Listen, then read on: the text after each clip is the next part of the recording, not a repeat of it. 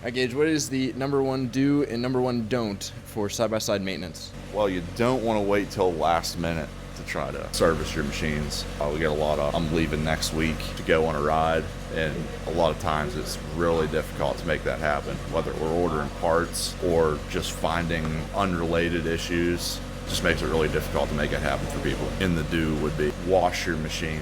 Probably the biggest cause of like doing racks and wheel bearings, bushings, U-joints is just the dirt collects moisture, lets it sit, and rusts everything. It's probably the worst thing you can do to your machine is let it sit dirty. Sweet, thank you. Yep. All right, Brian, what is the top do and don't for side-by-side maintenance? Top do would be to check everything every time before you go ride. Check all the bolts, make sure everything's tight and everything else. And the don'ts, if you don't know how to wire, don't wire anything up. All right, thank you.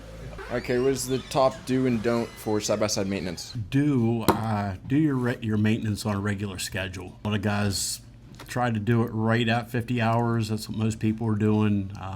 All their fluids filter. As far as don't forget about your air filter. That's a big one there.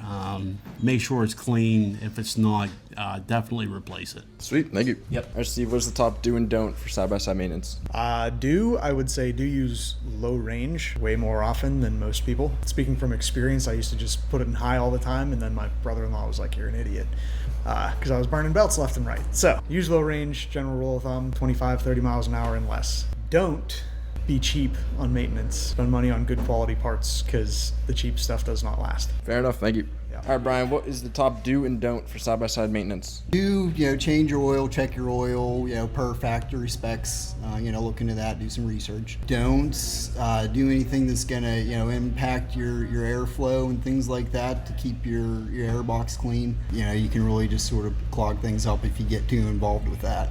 All right, thank you.